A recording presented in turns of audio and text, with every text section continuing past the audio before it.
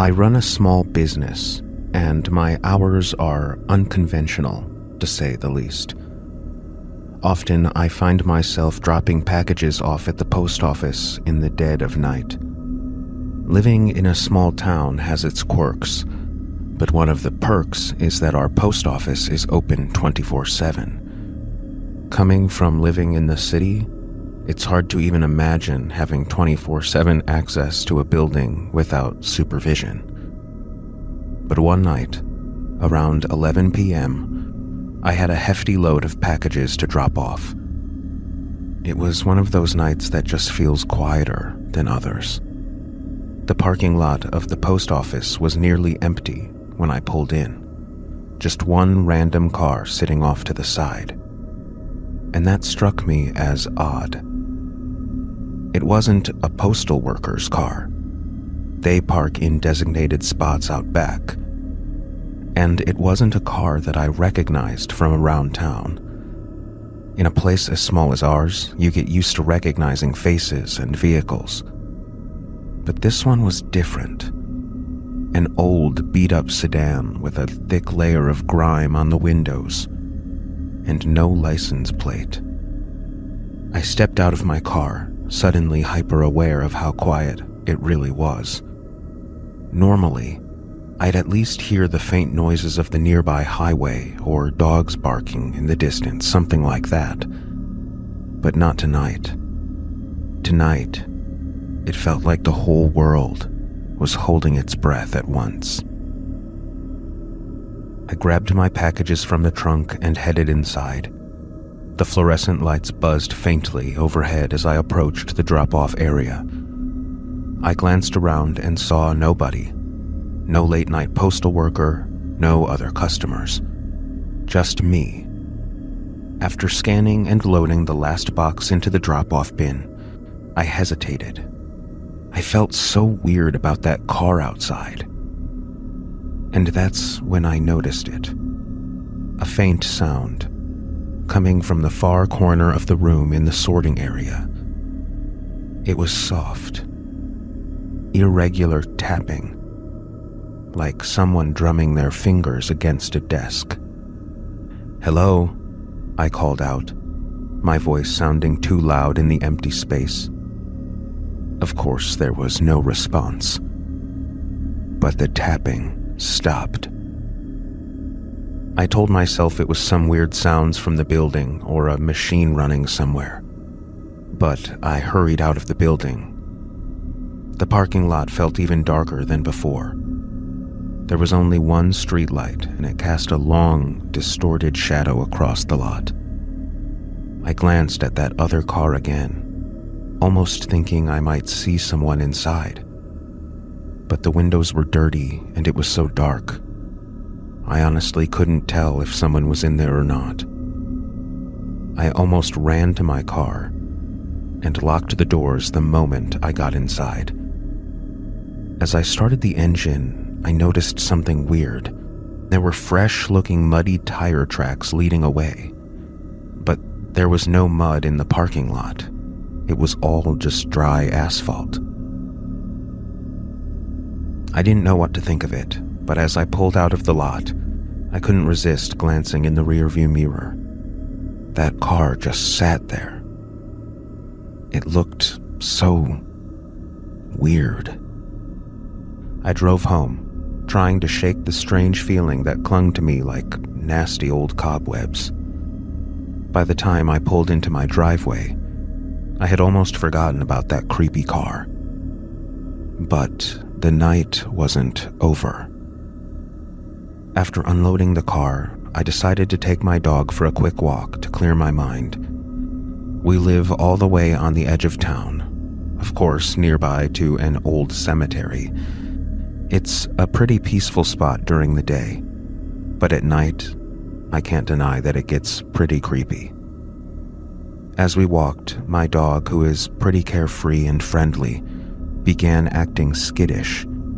His ears perked up and his tail went between his legs, and he was staring into the darkness in the direction of the cemetery. If you're a dog owner like me, you know how creepy it is when you can tell that they are looking at something that you can't see. At first, I just shrugged it off and thought maybe it was a rabbit or a stray cat. But as much as I squinted into the darkness, I couldn't see anything. And that's when I noticed the house. There's this small, abandoned-looking shack of a house just past the cemetery. I'd passed it countless times without giving it any second thought.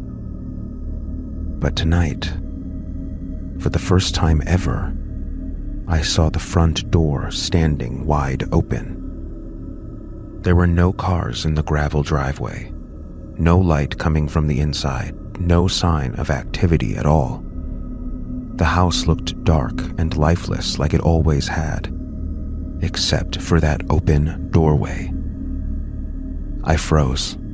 My heart was pounding in my chest.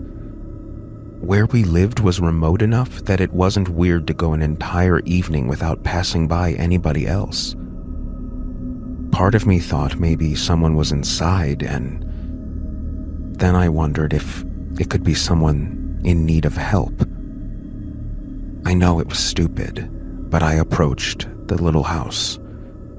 My dog was whining and pulling backwards on the leash, but I kept tugging him along. I needed him with me to feel brave enough to keep going. Or stupid enough, I guess. "Hello," I called out. "Anybody there?" It was quiet. I don't know why, but I stepped up onto the small porch and squinted into the dark interior. I was hit by that horrible smell.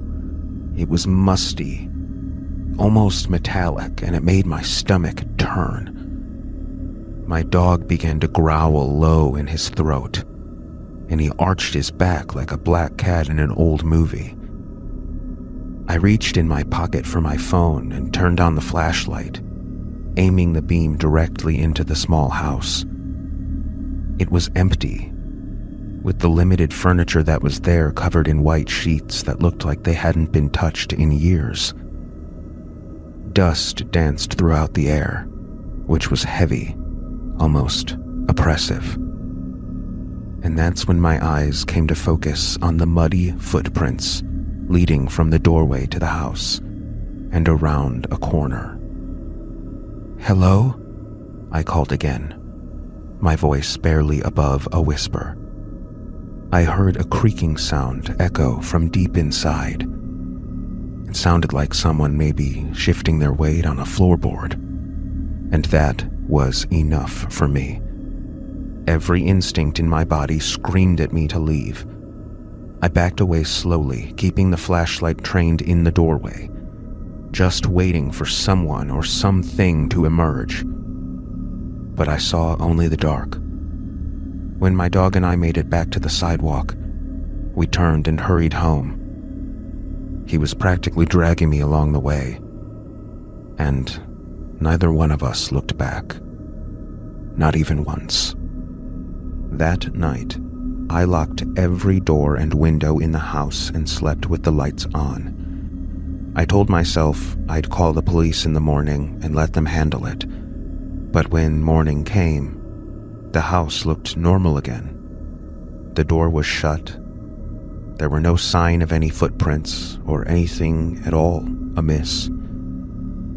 I don't know what I saw that night, or who or what may have been inside that house, but I haven't walked by it since. And every time I drive to the post office late at night, I find myself glancing over to that spot in the parking lot, almost expecting to see that sedan again, waiting in the shadows.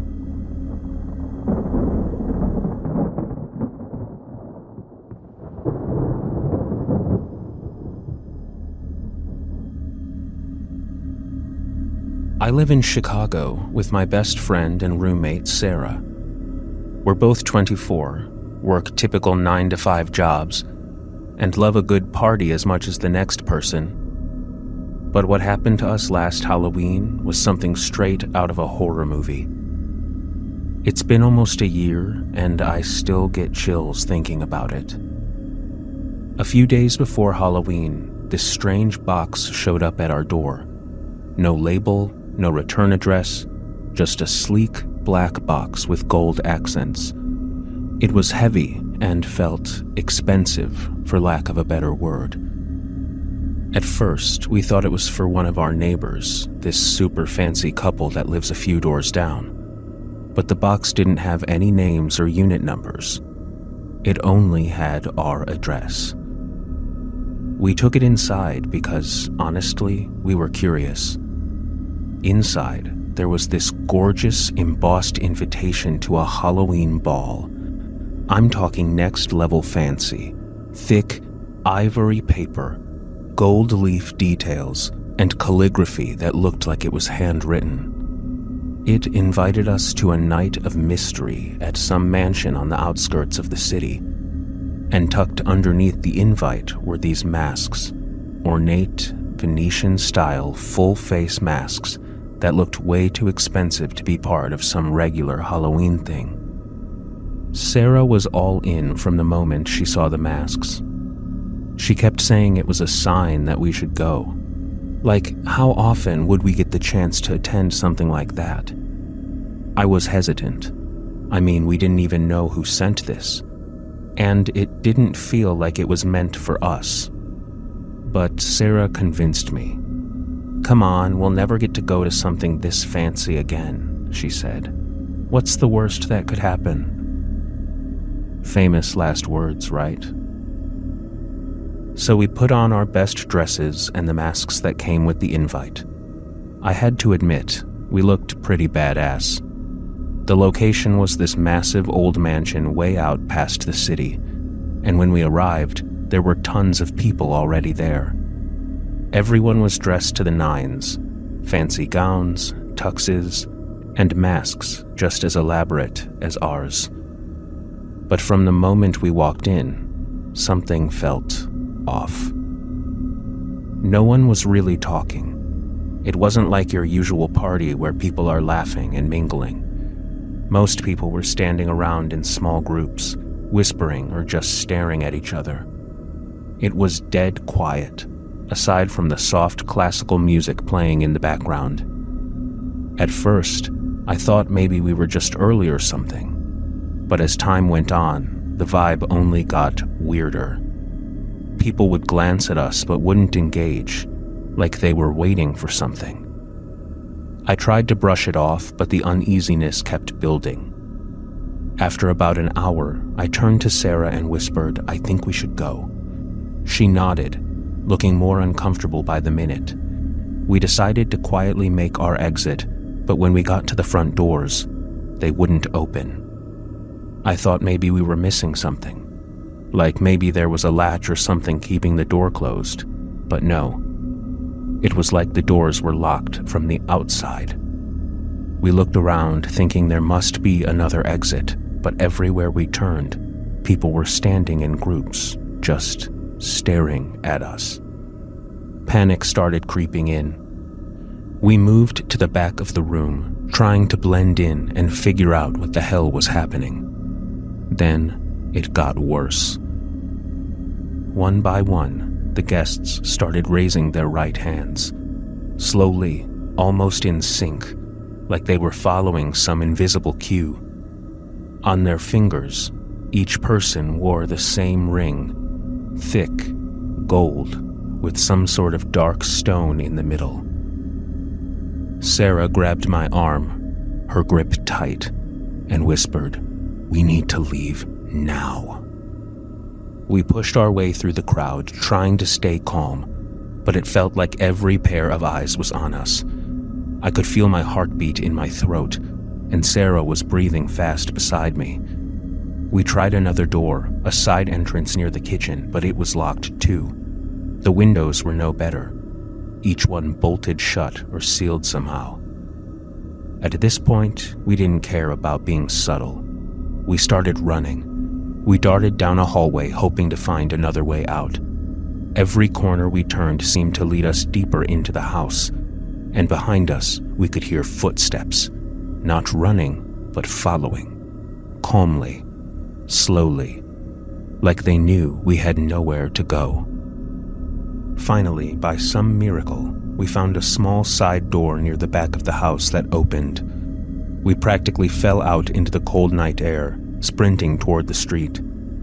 There was a row of parked cars, but neither of us had driven. In our panic, we didn't think to call a ride until we were half a block away. We tore off our masks and costumes in the middle of the street, throwing them into some random bushes, and hailed the first cab we saw. When we got home, we locked every single door and window. I was shaking so hard I could barely text, but here's the part that freaks me out the most. When we walked into the kitchen, there was something on the table that wasn't there when we left. It was a pair of masks. The 2 masks we had just torn off and left outside of the party. And they were left inside our locked apartment. We don't know how they got there or who left them, or how they were able to get there so quickly and leave again. I tried telling myself it had all been some elaborate prank, or Sarah was just messing with me, but I could tell that she really was as freaked out as I was. We agreed to throw out the masks and not tell anybody about the party. Sometimes I still think about what would have happened if we hadn't found that side door.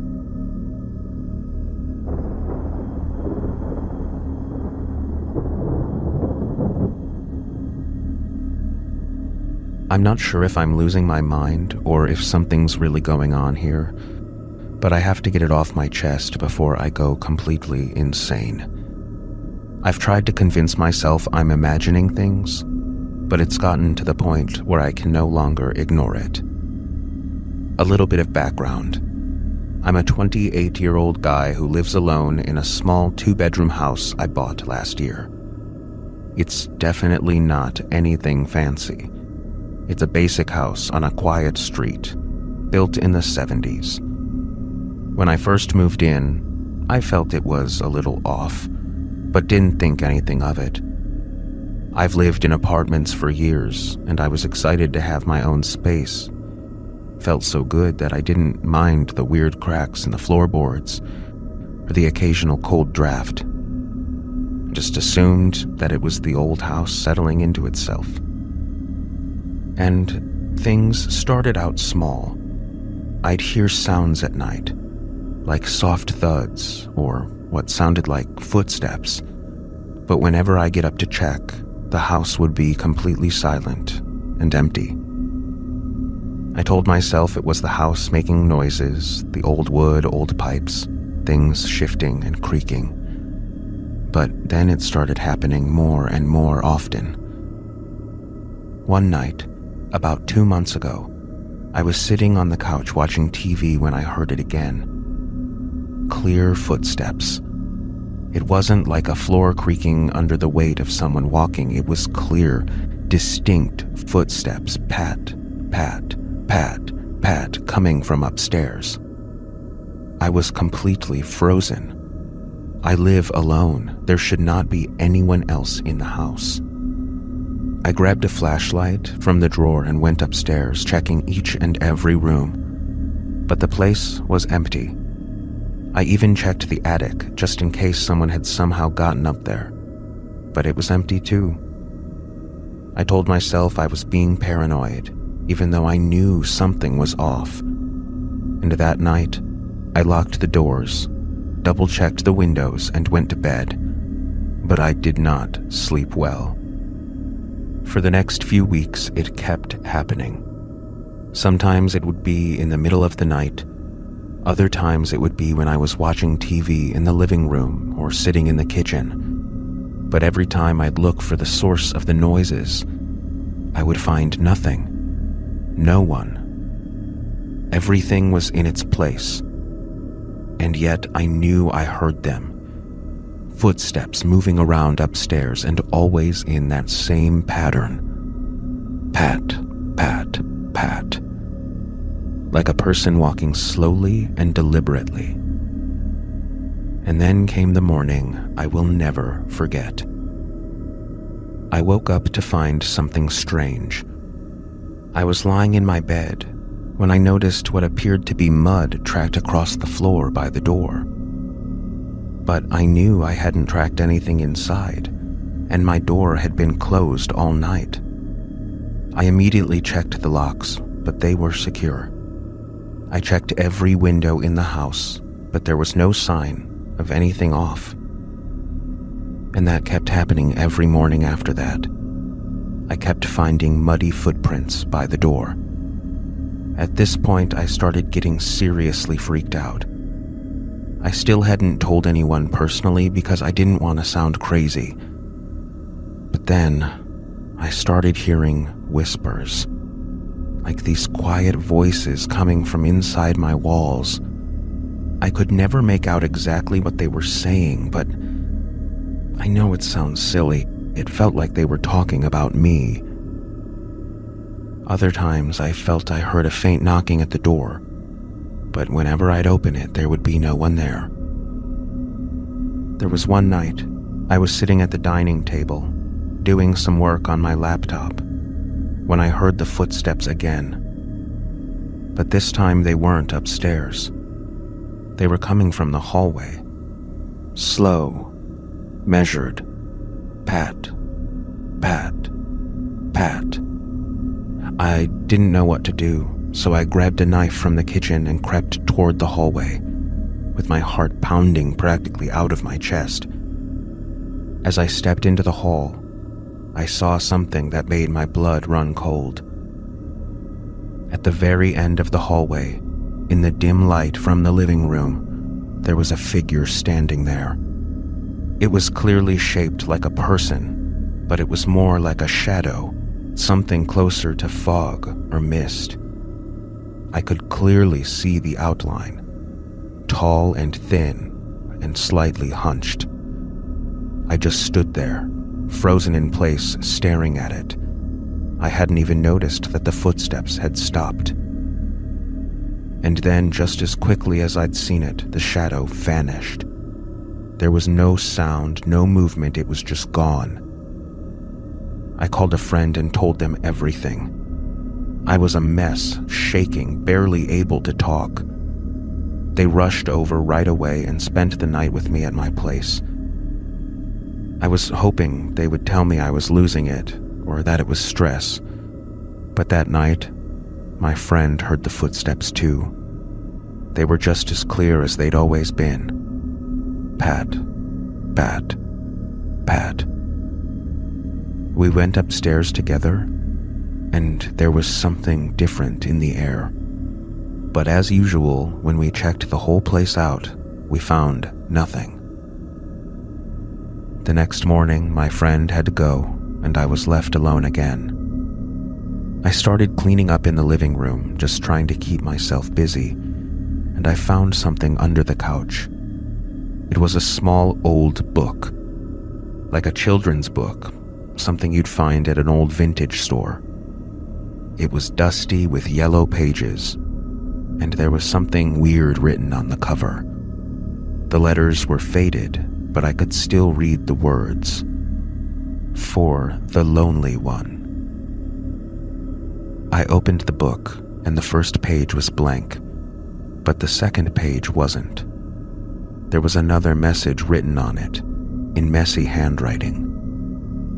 They won't leave until you join them. I didn't understand what it meant, but I had a sick feeling in my stomach, like I'd just found a piece of the puzzle, even though I had no idea where it would fit yet. I did some researching online that night, trying to find out anything about the house or its history or any other strange occurrences. And finally, I found an old article from 30 years ago about a child who went missing in this neighborhood. It was a little girl. The article didn't have a lot of information, but it just said that she'd vanished without a trace and never been found. The hairs on the back of my neck stood up when I read the girl's name. It was the name that was inscribed on the final page of that book I'd found. Lily. That was the moment I knew. My mind was not playing tricks. it wasn't just stress. I had been living with something else in that house, and it wasn't going to leave until I did. I decided to start packing the next day. I didn't care about the house or anything else anymore. I couldn't stay there any longer. I don't know what was going on, but I'm done. The house is still there, sitting empty. I guess waiting for the next person to come along. But it won't be me. I won't be back. And if you ever get a weird feeling about a house, trust it. Because sometimes the things that walk through your home don't come in from the outside. They've actually been there all along, waiting for you.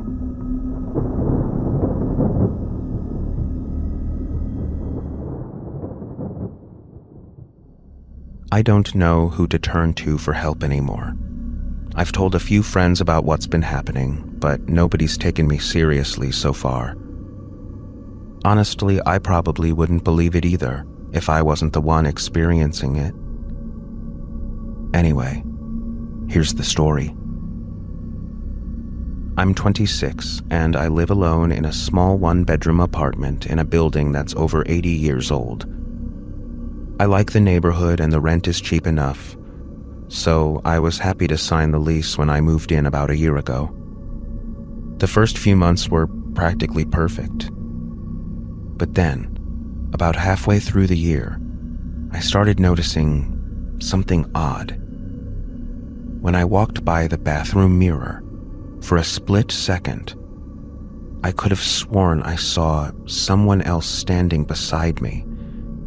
It wasn't a reflection of myself, but someone else. It was a man, tall with dark hair and a jacket that I couldn't quite make out the details of. And it would happen so fast in a flash. When I would look back to get another look, of course the bathroom would be empty, and I would see only my reflection in the mirror. But it continued happening, more and more often. There was one night when I was brushing my teeth in the bathroom. I leaned in close to the mirror, and when I pulled away to rinse my mouth, he was there again, behind me, and this time he was clearer. He was right there, way too close for comfort, with his hand resting on the edge of the sink. He was staring at me through the mirror, but without any expression on his face, like he didn't care at all if I saw him or not. I whipped around, and of course there was no one there. I started shaking and pushed the tears back that were welling in my eyes. I knew I was tired, but there was no way that was just a trick of the light. I started trying to avoid the bathroom at home as much as I could, but I couldn't help it. I'd glance into the mirror as I passed by, and the man was always standing there, just behind me. I just tried to ignore how unsettling it made me feel, and continue about my days. One night I was getting ready for bed, around 11 p.m. I had brushed my teeth, washed my face, the usual routine. And when I finished, I glanced into the bathroom mirror. And this time, his reflection wasn't blurry at all. He was standing directly behind me, his face completely clear, with wide open eyes locked onto mine. His mouth was open like he was about to speak, but no sound came out. The room was suddenly freezing, and it felt like I couldn't move. The reflection in the mirror didn't blink, didn't move. He just stood there, watching me. And the worst part, I could feel him, behind me. He was no longer just a reflection, but something tangible, in the room with me, but still somehow just beyond my reach. Of course, I turned away, and there was no one there. I stayed up that night watching TV. my eyes constantly drifting toward the bathroom door, wondering if he'd finally step out of the shadows and into the hallway. And the next morning, I think the exhaustion finally hit me, and I decided I'd had enough. I called my friend Megan, who's always been a skeptic and one of the most logical ones of our group, and I figured if anyone could talk sense into me, it would be her. So I told her everything about the mirror and the man and how he'd been showing up right behind me for months now. I was somewhat disappointed when she didn't say I was crazy. She didn't really dismiss it either. She told me that I should try taking a photo next time I saw him there, and when I looked at it, surely I'd see only myself standing there. It felt a bit silly, but I agreed, and that night when I was done with work, I set up my phone in the bathroom and snapped a picture of the mirror. I looked at the photo and immediately felt a wave of nausea wash over me. The man was there, but I was not. It was only him, just the man, standing right where I had been. And now, he was smiling, with wide, gleaming eyes. It wasn't just a smile. It was what my mother would call a shit-eating grin, stretched way too far across his face, almost looking painful. I wanted to delete the photo, but I knew I couldn't.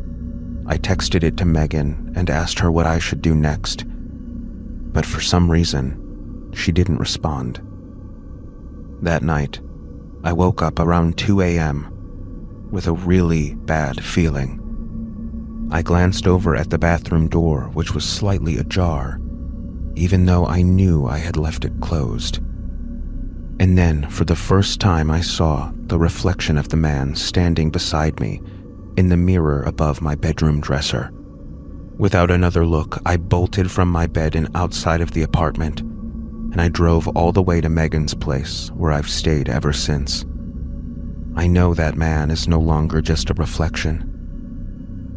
He's inside my house. He's inside my head.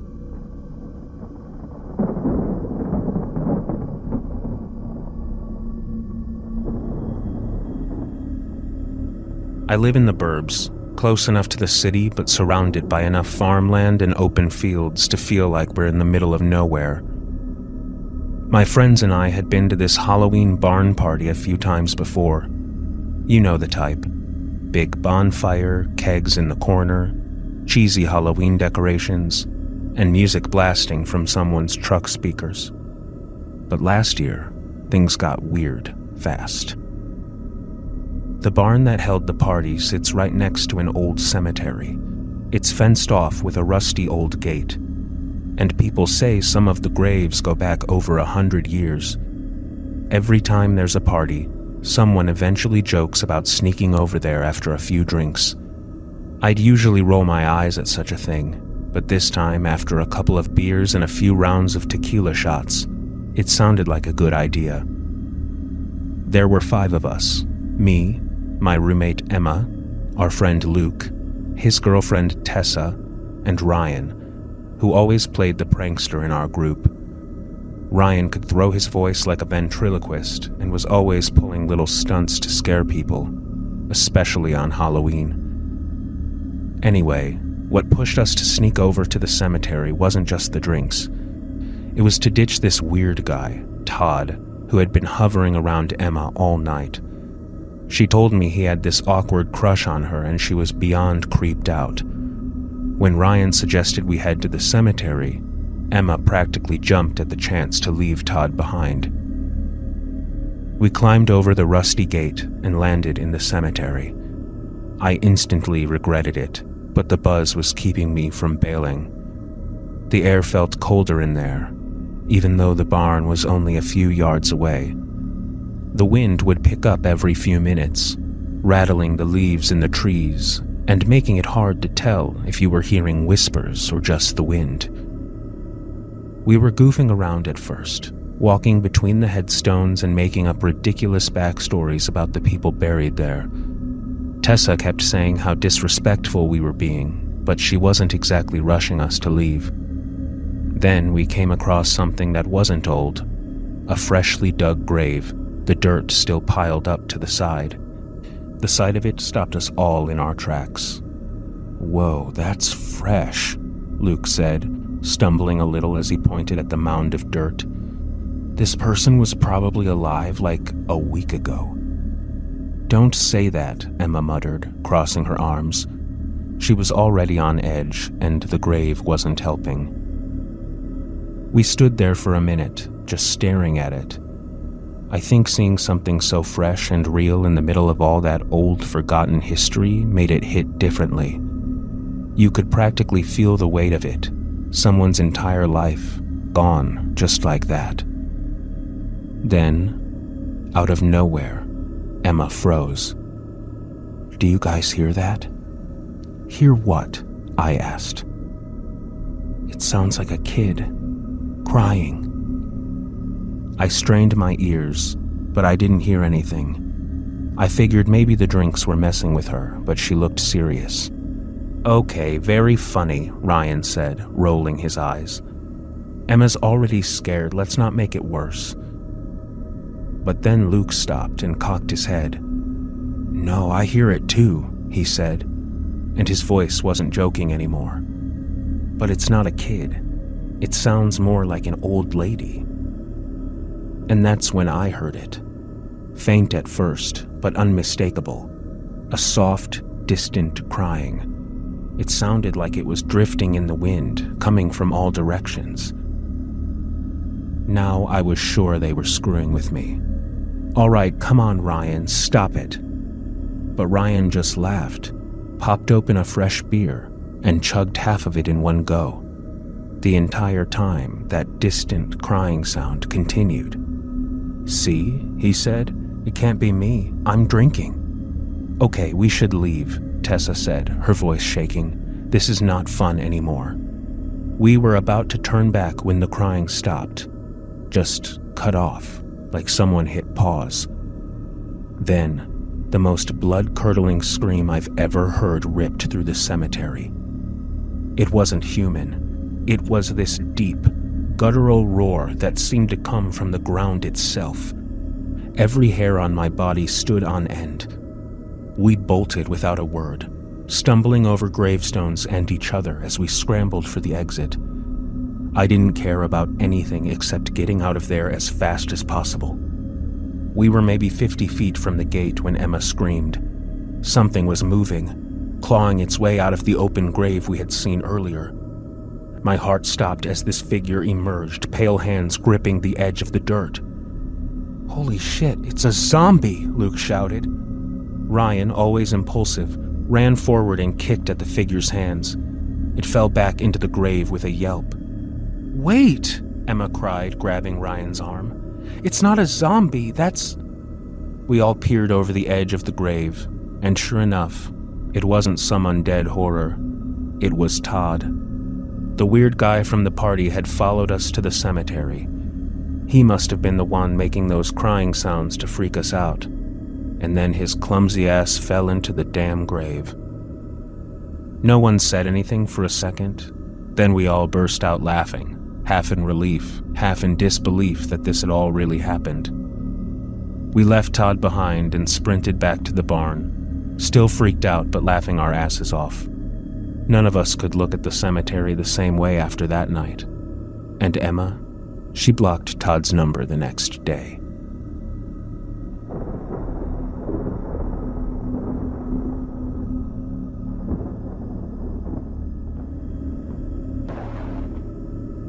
I've been debating whether I wanted to post this or not for days now. But I'm honestly a bit freaked out, so here we go. A few days ago, I was cleaning out the attic of a house I just moved into. It's an old place, I think about 100 years old, and there's a lot of junk up there left by previous owners. Stuff I'm not sure what to do with at all. So I've been sorting my way through it bit by bit. I'd already found a bunch of weird things. A box of old photographs, some half-moth-eaten blankets, a few dusty dolls that looked like they came straight out of one of those Annabelle movies, but nothing too out of the ordinary. That is, until I found the box.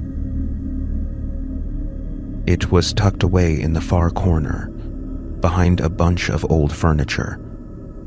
There was a small wooden chest. Nothing special about it at first glance, but it was locked. There was no key in sight, just a small brass lock that had tarnished with age. I didn't really think much of it at first, but then curiosity got the best of me. I had a small crowbar nearby from prying open an old dresser, so I used that to force the lock open.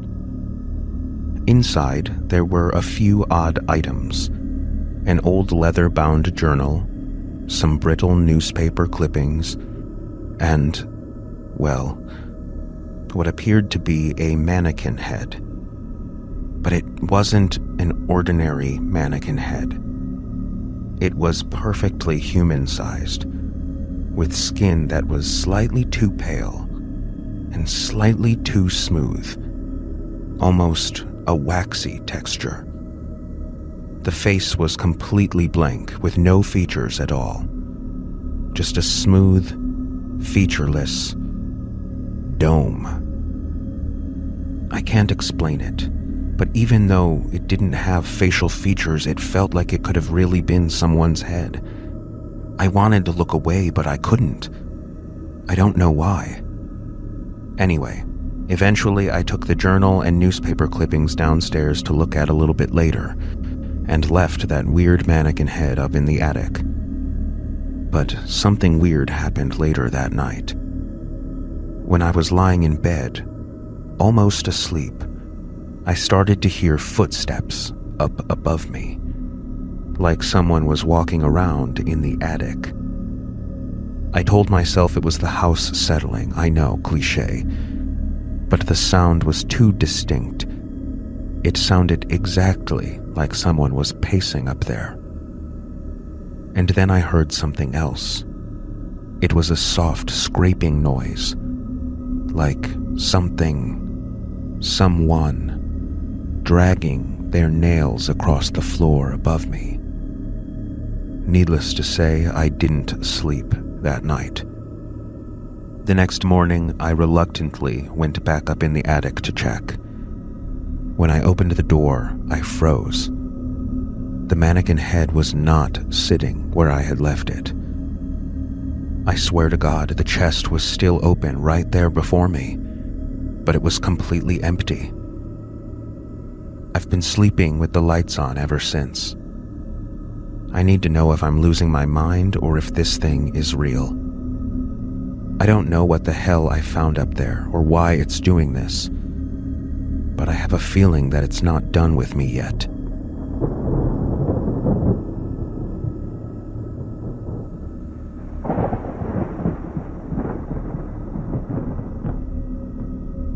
Okay, this might sound insane, but I swear to God it happened. I don't know who else to talk to, so here goes. I moved into a new apartment a few months ago. It's a small place, kind of run down, but it's all I could afford at the time. The building is old, probably built in the 50s or 60s, with that creaky floorboard charm and the smell of stale air that you only get in places that haven't been updated in decades. It's been mostly fine living there. The neighbors are quiet, the landlord doesn't bother me, and it's a short walk to work. But last week something strange happened, and I don't know how to explain it. I'd been working from home and it was starting to get late, around midnight or so. I was taking a break in the bathroom, scrolling on my phone, when I noticed something weird. There was water on the floor right in front of the sink. Not a lot, just a small puddle. But the thing is, I know I didn't spill anything. I hadn't even touched the faucet yet. I wiped it up, shrugged it off as maybe just a drip from the shower or something. and went back to my room. The next morning, I woke up to the same thing. A small puddle of water in front of the sink again. I know it doesn't make sense, but I still told myself it was a leaky pipe or something. I'm obviously not a plumber, so I still tried to tell myself it was nothing. But then the next day, it happened again. And this time, there were footprints. Small, wet footprints in the puddle, leading from the sink to the bathroom floor. The footprints were bare and the toes were clearly visible, like someone had walked through the water and left a trail behind them. I'm alone in this apartment. I've checked the place top to bottom. There's no way anyone else could come in here without me knowing. But those footprints, I can't explain them. The size of them was small, maybe even a child's size. But why would a kid be barefoot in my bathroom? And how were they walking through water that seemed to come from nowhere? I called my friend and asked them to come over that evening, and we searched the apartment together. We checked all the locks on the windows, the doors, the entire place, but nothing was out of the ordinary. There were no signs of anyone else being there or forced entry. But I knew I had seen those damn footprints. I couldn't sleep again that night.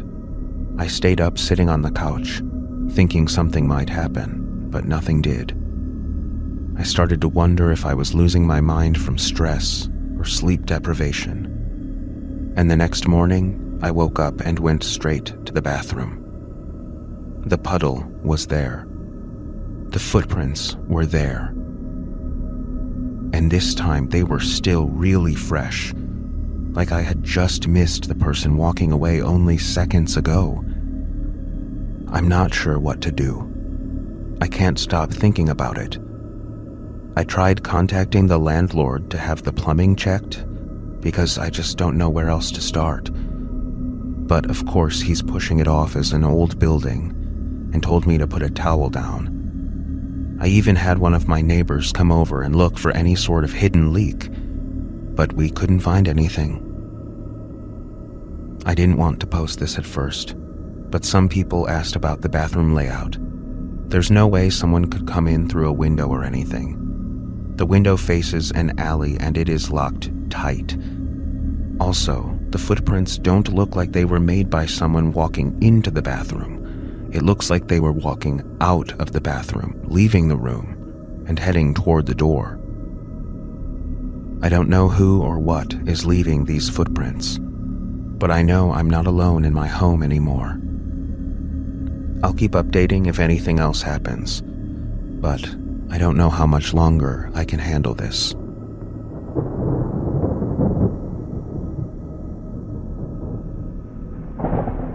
The Bordens were the most important family in the town of Fall River. They had been there for hundreds of years, yet the Bordens' house was not so very grand. Old Andrew Borden was too careful with his money for that. A cold, hard, loveless man. In 1892, he was 70 years old, and he would not live to see 71. The home at 92 2nd Street was comfortable enough for Andrew Borden and his family. Comfortable, but not grand. Down in the basement was a coal-fired furnace which kept the house warm in winter. Near the furnace was a chopping block with a stack of wood for lighting the fire. And near the chopping block was an axe for splitting up the wood into sticks.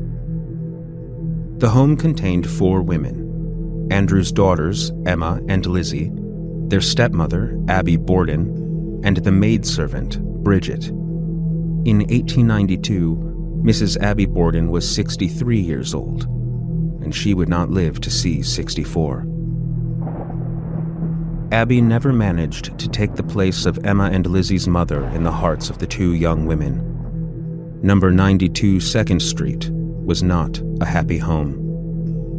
Lizzie was 32 in 1892. She had inherited her father's meanness, so she was disgusted and furious when her father gave a gift of land to his wife's family. At that moment, something seemed to snap in Lizzie's strange mind. She never forgave, and she never forgot. "Lizzie," Mrs. Abby Borden said one day, "I haven't seen my cat for ages. Do you know where he is?" Lizzie wasn't beautiful, but her large, light eyes were the most attractive thing about her. "Go downstairs," she promised, "and you'll find your cat." And those eyes glowed with pleasure. Mrs. Borden went down to the cellar and found the cat. It had been laid across the chopping block, and someone had used the axe to cut off its head. But that was nothing compared to what would follow. August 4th, 1892 was a hot and humid morning. Even at 6:15, the sun was blazing hot as maidservant Bridget struggled downstairs to light the cooking stove. She felt ill. Everyone in the house had been sick the day before, maybe from eating meat that had gotten too warm in the summer weather. Little Emma was spared because she was away on holiday. After breakfast, Mrs. Borden went upstairs to lie down. She was still feeling unwell from the day before. Mr. Borden left for work, while Bridget set about cleaning the windows. But by 20 to 11, Mr. Borden had returned. He struggled with the locks on the front door. Someone had pushed the bolt in so hard that Bridget could hardly open it to let her master in.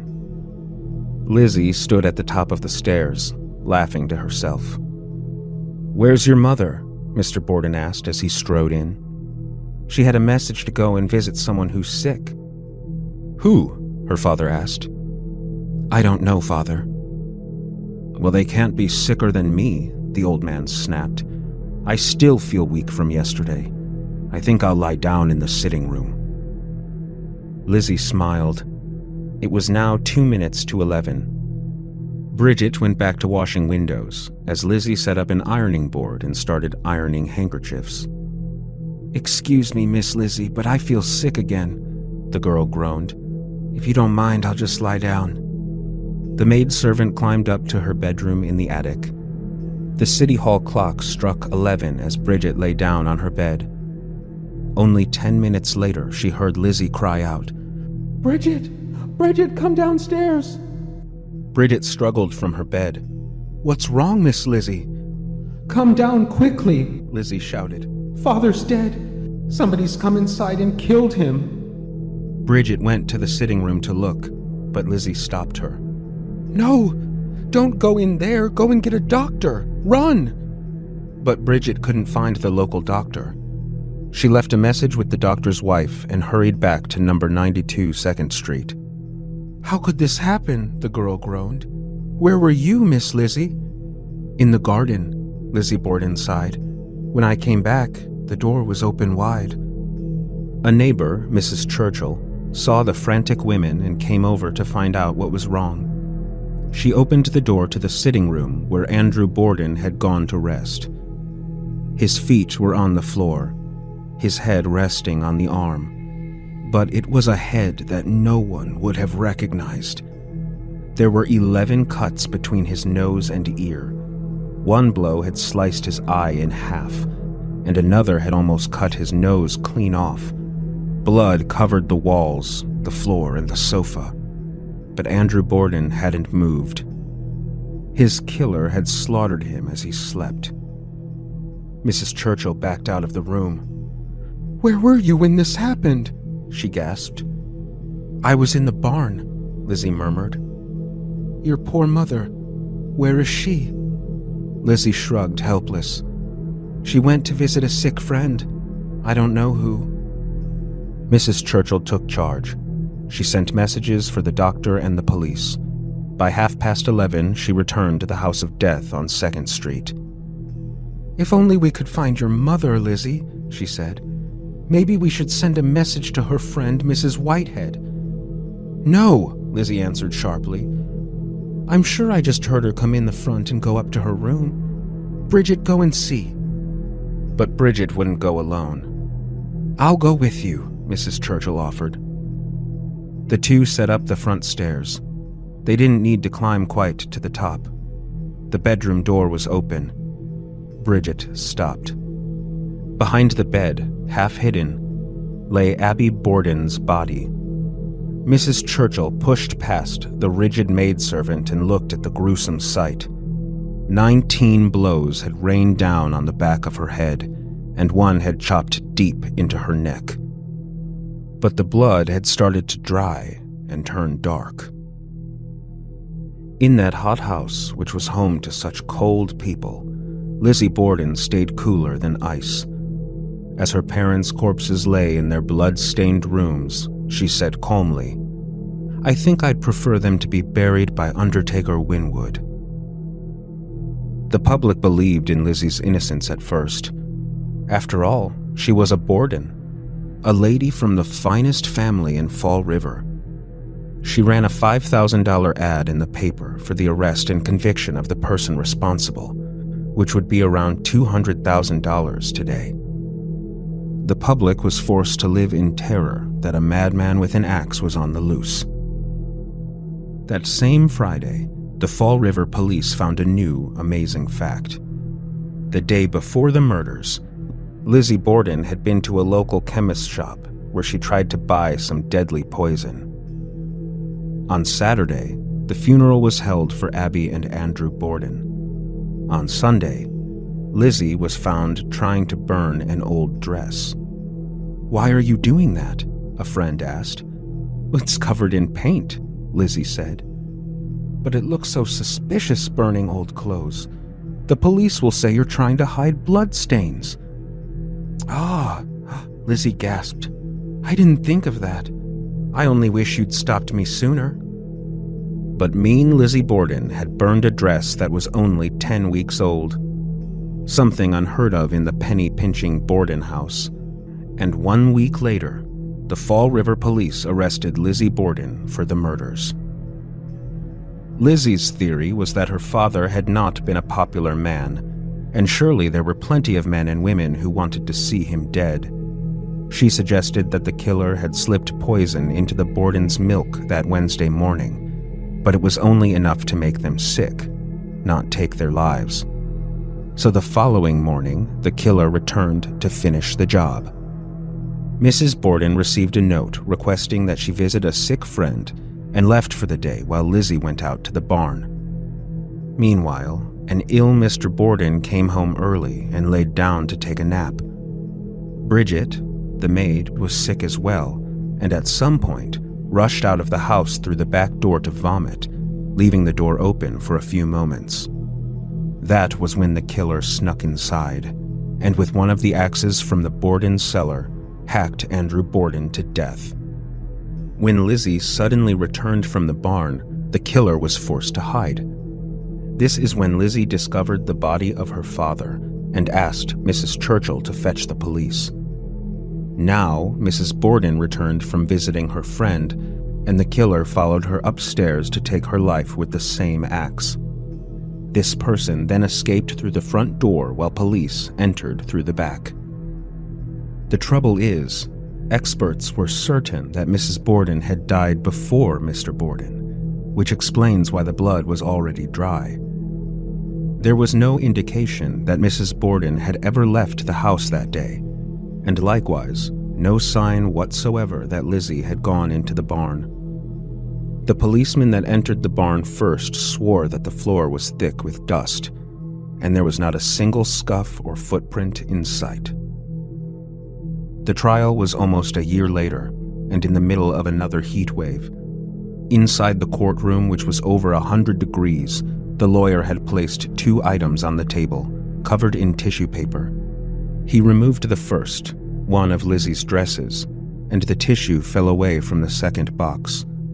It contained the shattered skulls of Mr. and Mrs. Borden. Lizzie fell into a dead faint at the shock, but the shock was not great enough to make her confess. She sat silent through the days of the trial. At last, her lawyer pleaded that the jury must either set poor Lizzie free or be blamed for placing a noose around her neck. He reminded them that Andrew had gone to his grave wearing a ring that was gifted from Lizzie. "To find her guilty," he finished, "you must find her a fiend. Does she look it?" The 12 men of the jury looked at Andrew Borden's little girl. Her large, pale eyes looked back, eyes that had never shed a tear for their deaths. Yet, as her lawyer claimed, the eyes that cannot weep are the saddest eyes of all. The judge turned to her and asked, "Lizzie Borden, have you any words you wish to say to this jury?"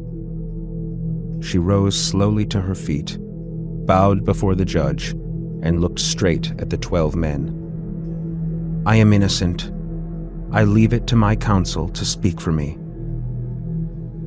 13 words. The only words that Lizzie Borden spoke at her own trial.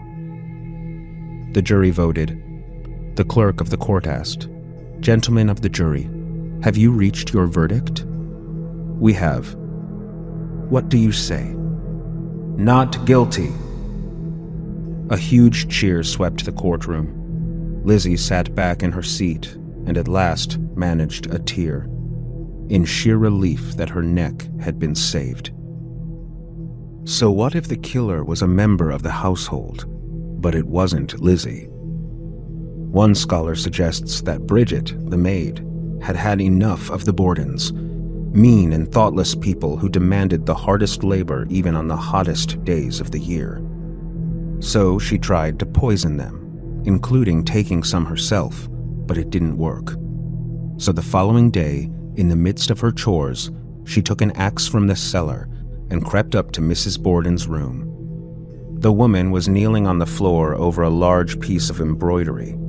It was too easy. So she smashed the axe down over and over into Mrs. Borden's head until she was exhausted. Then she cleaned herself up and went out to the barn to fetch some water. At this time, Mr. Borden returned home and went to rest, and Bridget suggested that she would lay down too. When Lizzie went out to the barn, Bridget killed Andrew. There were fewer blows, and they were weaker ones, because Bridget was now too tired to do more.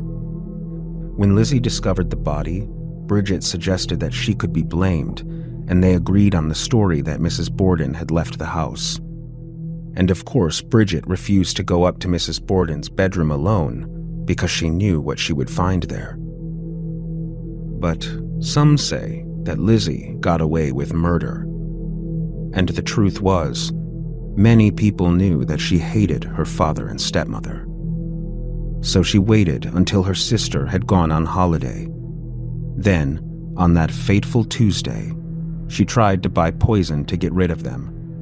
When the chemist wouldn't sell her poison, she was able to find another option elsewhere. It just happened to be less potent. She slipped it into their food on Wednesday, even giving herself a little so no one would suspect. But it wasn't enough to kill them. The next morning, she waited for her father to leave before creeping upstairs and hacking her mother to death with the axe. She then had well over an hour to clean herself up before her father returned. When Andrew came home and lay down to sleep, she killed him too. Once again, she had ample time to clean herself and hide the murder weapon before she called out to Bridget, pretending she'd just discovered her father's body. When Bridget asked where Mrs. Borden was, Lizzie panicked and came up with the story about the sick friend. When Mrs. Churchill insisted upon searching the house for Mrs. Borden, Lizzie suddenly remembered that she'd heard the woman return to the house. Later, when she realized she missed a spot of blood on her dress, she was forced to burn it. Lizzie gambled that a jury would not want to see a young woman hang, and she won her gamble. After being declared innocent, Lizzie went back to the house of death and lived with the ghosts of her butchered father and stepmother. She died a millionaire, 34 years after the trial, in 1927. Lizzie Borden took an axe and gave her mother 40 whacks. When she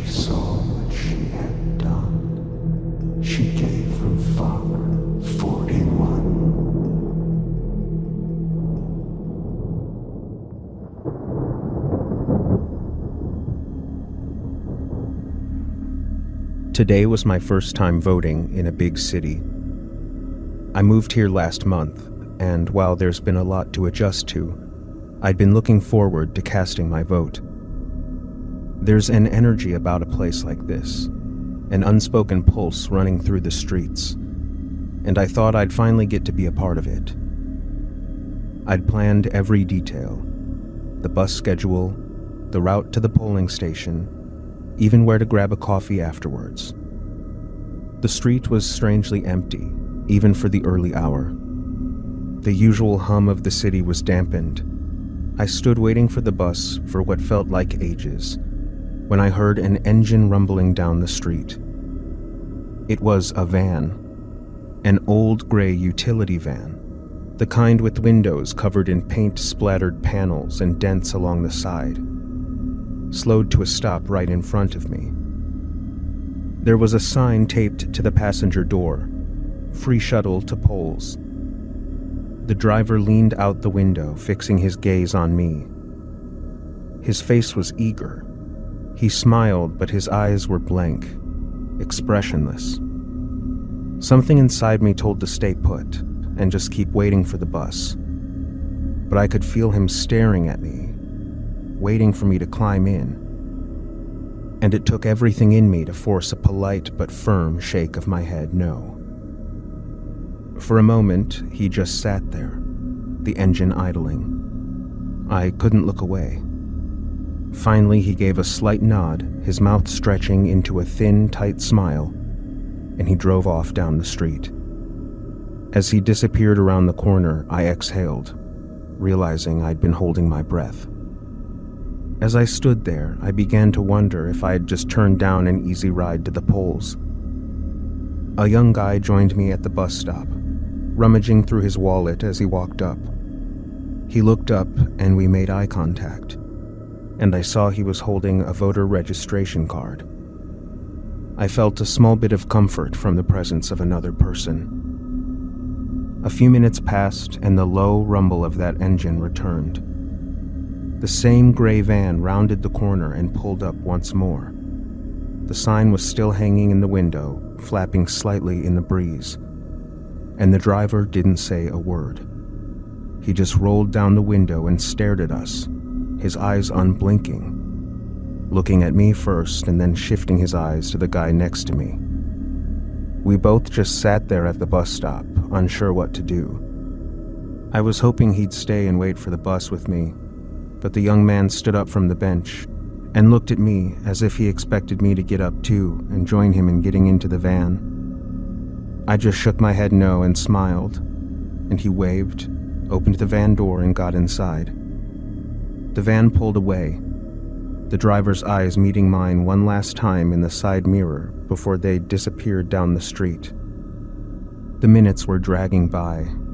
I was checking the time on my phone repeatedly, growing more anxious with every tick. When the bus finally arrived, I boarded quickly, finding a spot near the front, and kept my eyes glued to the road, wondering if we'd come upon the van on our way. But there was no sign of it as we approached the polling place. The station was lovely, full of people and volunteers moving around, the sound of conversation filling the space. After casting my vote, I glanced around, looking for the young man who'd gotten into the van. I scanned the crowd, looking for any sign of him, but he was nowhere to be found. Trying to sound casual, I approached one of the poll workers, a friendly woman with a badge and clipboard. "How often do the shuttles arrive?" I asked. She gave me a puzzled look. "Shuttles?" I mentioned seeing the free shuttle to the polls sign, and she had no idea what I was talking about. My stomach twisted as her words sank in. I muttered a quick thank you, forced a smile, and walked outside. On my way home, I couldn't help but glance over my shoulder, scanning the parked cars and the shadowed alleys. I hurried home and went inside and did my best to forget about what had happened earlier. But I couldn't help but wonder, who was driving that van? Where did they go? And what happened to the nice young man that I met at the bus stop?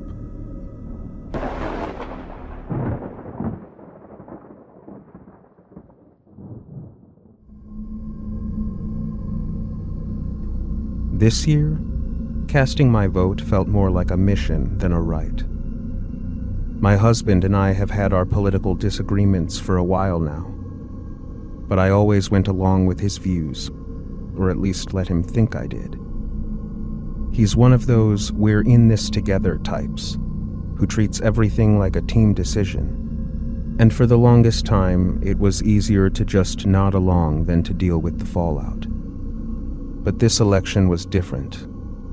This time, I knew I wanted to vote my way. The first sign of trouble came with the arrival of our mail-in ballots. He dropped them on the kitchen table with a grin, saying, "Perfect, we can fill these out together tonight." I forced a smile, but inside my stomach was in knots. I'd been counting on some privacy, but he was determined. So that night, when he grabbed his pen and called me over to join him, I told him I needed more time to research some of the candidates. He looked a little confused, maybe even annoyed. "Don't overthink it," he said. "We've talked about this. We're voting the same way, right?" I nodded. "Yes, of course. I just have a system," I said. I didn't really have any sort of system, but he didn't know that. Though I could see that he was a bit frustrated, to my relief he left it alone for the night. Over the next few days, I kept dodging his suggestions to sit down together and get it over with. I'd wait until he was busy, then shuffle the ballots around like I was about to fill them out, only to put it off once again. Each time he gave me this look, curious and irritated. I knew it was only a matter of time before he'd press me harder, and I couldn't risk that. Last night, he couldn't wait anymore. He sat down at the kitchen table, pen in hand, and completed his ballot. He left it there, assuming I'd sit down and do the same with mine. I smiled and told him I'd get to it, and that I'd probably stay up late tonight working on it. He rolled his eyes, clearly exasperated, but left it at that. This morning, after he left for work, I finally had a chance, and I filled out my ballot. Then I took both his and mine and tucked them into my purse. I planned to drop them off at the post office without him even knowing, until he came home unexpectedly just as I was stepping through the door. He saw the edges of the ballots sticking out of my purse, and his face darkened. "Why are you taking those?" His voice was low and suspicious. Panicking, I took a step back and pretended to slip. I dropped both ballots into a deep puddle a few feet away from the entryway, and they were immediately ruined. He stared at me in disbelief and narrowed his eyes. He didn't say anything, but the tension between us was almost suffocating. I apologized and made an excuse and said I was just going to drop them off on my way to the grocery store. But he just stared at me silently. With our ballots destroyed, our only option was to go vote in person. He insisted we go together, casting a long, searching look at me every few minutes as we drove to the polling station. My mind raced with worry as I could feel his suspicion growing. And every time he glanced over, I felt like he saw right through me. When we finally got there, he was determined to follow me into the booth. "We'll vote together," he said, his tone more of a command than a suggestion. My hands clenched around my bag. I felt that same sinking dread as before, wondering if I'd come this far only for him to cast my vote anyway. But when we checked in, the poll workers gently reminded him that booths were private, and he'd have to wait for me outside. He reluctantly backed off, though I could feel his eyes on me as I walked toward the booth. Alone at last. I exhaled, letting out all the tension that had been building for days. I stared at the ballot, feeling the pen in my hand, and for the first time in ages, I felt free. It was just a small act, a mark on a piece of paper, but to me, it was monumental. I was finally making a choice for myself. I hesitated as I finished, my pen hovering over the final box. It felt like somehow he would know, but I pushed that thought away, completing the ballot with a steady hand. Then I folded it, dropped it into the box, and left the booth, hoping my face wouldn't give me away. He stood there waiting, watching me with that familiar scrutiny. He didn't say anything, just nodded slightly as we walked out. But I saw a flash in his eyes, and I knew that he knew. Maybe he didn't know exactly what I'd done, but he did sense a sort of shift between us. On the drive home, he was silent. I stared out the window, watching the city blur past, feeling both exhilarated and terrified. If he had any idea what else I've been planning, the divorce papers I have hidden at home, he'd probably be even angrier. But for now, he didn't know. All he knew was that something was different. It's strange how a single vote can feel like both an act of defiance and a promise of freedom. In a few months, I'll be free from this, from him, from all of it. And maybe then I'll be able to make my choices without looking back over my shoulder, without fear. But until then, I'll keep moving forward, one quiet act of rebellion at a time.